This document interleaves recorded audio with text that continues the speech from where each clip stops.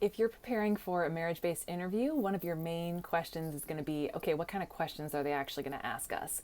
I know there's crazy stuff online out there about them asking about the color of your toothbrush or whatever. I have never seen that. There are some things that the immigration officers across the country in USCIS offices like to ask to see if the relationship is legitimate. And there are a few main categories that are super important that you have reviewed ahead of time so that you are prepared for your interview. Big caveat, a lot of people who are in legitimate relationships think, we've been living together, we're totally in a legitimate relationship. Why should we practice or prepare for this at all? And that's a huge mistake. Because the thing is, this is a very short window of time that you get to present your relationship to someone in person.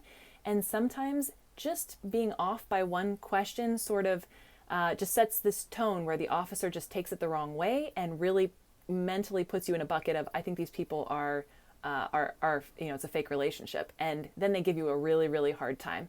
So even though you've been together in a relationship for a really long time, maybe or maybe not so long, but you feel really close, just at least review these main categories so that you don't find yourself in a tough situation and feel under a lot of stress. You want this to go as smoothly as possible.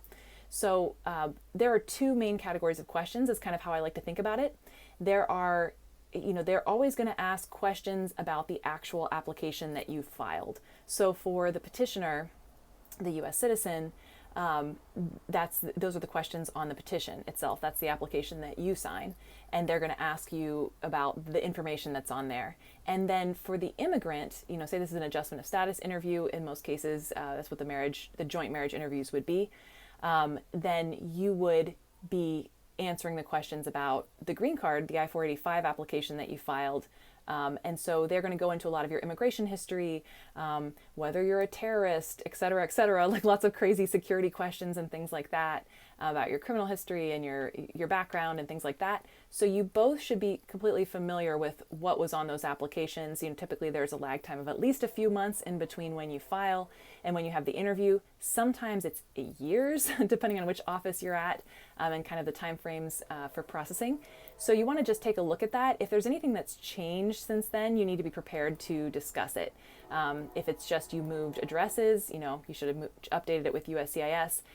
If it's something more complex, like maybe you got arrested for something or something more serious happened, you should definitely get legal advice about the best way to handle that.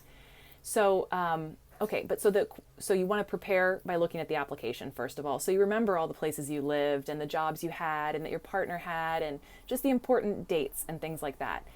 To the best degree possible, you want to review those. The other category would be the actual questions about your relationship that they're going to ask at the interview. And there are several categories that they tend to focus on. And what the officers will typically do is they'll start in one of these categories and they'll just kind of follow the breadcrumbs and see, what information they can get out of you until they have enough details that they think, yeah, I don't think they would have practiced this. This is really specific. And then they will test it against the testimony of the other partner. One quick thing I want to mention before we get into those important categories is that in some offices, the officers frequently separate the couple and they interview one person and then the other person and compare their answers. In other offices, they seem to be a lot more lax about that and they typically interview people together. And so, this video, being the current status of things, we've been seeing both things at different offices. So just be aware that either thing could happen. Basically, so for categories that you should definitely review though ahead of time so that you're prepared for this interview. First of all, the trajectory of your relationship is super important. So a lot of times, people have different perspectives on life and what has happened, and that's totally normal. Science proves that that's how our brains work. And so you might find that you and your partner actually have slightly differing memories of how you got together and what the timetable was for that. Immigration is not really as up on the neuroscience. They always think you're trying to trick them. So you want to just review and be like, okay, when did we meet approximately, like month and year, and about how many, how many weeks or months until we actually, were dating exclusively, or how did we decide to get married? Did someone propose? That sort of thing. And then talk about the leading up to the wedding itself, the actual wedding, any honeymoon or party that you may have had as part of that event. You just want to talk about all of those different phases and kind of both get on the same page. A lot of times I find there's one member of a couple who's like, I think it was like 2 years ago. And the other person's like, on October 12th, like exactly, at 3 p.m., I looked up and there she was, or whatever. So it's okay if you have different styles. You just, if you could at least get on the same page about the time of year that it was, like the season or the month and the year, that would be ideal. So first, trajectory of your relationship, review that together. The next thing you want to review is each other's families and family history. So they might get into the siblings that you each have and where they live and if they have kids and who you've met of each other's families, who you've just talked to by phone, who you've had the opportunity to meet in person, things like that, just about your families, where you're from, who's around, who you have a relationship with now.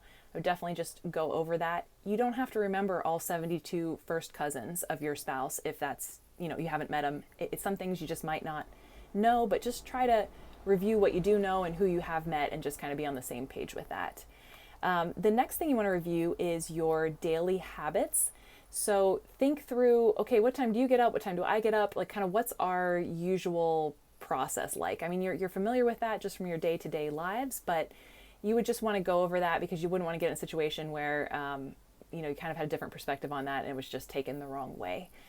So I would review your commutes and your job schedules and if you ever work overtime and if you ever work on the weekends and, how you tend to communicate with each other throughout the day, things like that, just day-to-day life about your house and your environment and things like that. So your daily routines. The next thing is finances. You really want to be on the same page about your financial lives. Some people have their finances basically separate and then just a few things joined together. Other couples will just have, like, they only use one joint account. Immigration tends to kind of think of it in a little bit of a 1950s way where they think that the most true and like the most like a true relationship situation would be to have one joint account that you pay everything out of, but people have different arrangements. What you really want to make sure though is that you're telling the truth. So if your arrangement is like, I have an account and my spouse has an account and then we, we pay certain bills this way or that way, or we put money together to pay the bills, you just want to be upfront about what it is and you both need to know what the situation is. And other financial discussions that you'd want to have would be how much your spouse is paid, when they're paid, how they're paid. I hear that asked a lot. They also sometimes ask questions about the bank account statements that you submit, which is why you want to be careful about what you submit because a lot of information is in bank accounts if you think about it. All the stuff that you're buying over time, it really shows the rhythm of whether this account is actually being used by both members in the couple or if it's just one person's using it primarily or if it's like you just made it because you heard online that you're supposed to have a joint account and that's all you did. So you definitely don't want to try to argue that that's your sole account if it's clearly not, because you can tell. So I would review all your financial information, accounts you have, different vendors that you use for the house, things like that. Sometimes one member of the couple is kind of the person who's in charge of that in your relationship. And so the other person who's not really in charge of that should still have an idea about it for the purposes of the interview and probably just for life. It's probably good to just, know who your cable company is or whatever. Well, no one has cable. That's not a good example. Your phone company or something. Okay. The last thing, I want to make sure I hit all of them. Okay, the last thing that you definitely want to review is major holidays from the past year and vacations and kind of what you did on each of those. So what did you do on each other's birthdays? What did you do each other on Valentine's Day? Any other, major religious holidays that maybe you celebrate together? If you've taken any vacations, anything like that. We're recording this in 2020 and, people have not been able to travel very much at all. So maybe less relevant than typical, but I'm still hearing people asking that question. And so you really want to think through kind of how you celebrated different major milestones in the past year or so. And if you review all those things, and of course you're legitimately married, then you'll have a pretty good chance at doing well at your interview. If you need any help, please let us know. But there's a lot of noise out there about craziness, and I just really do not see that. These are really the typical questions that we tend to see most often as attorneys that do this every day. So good luck to you.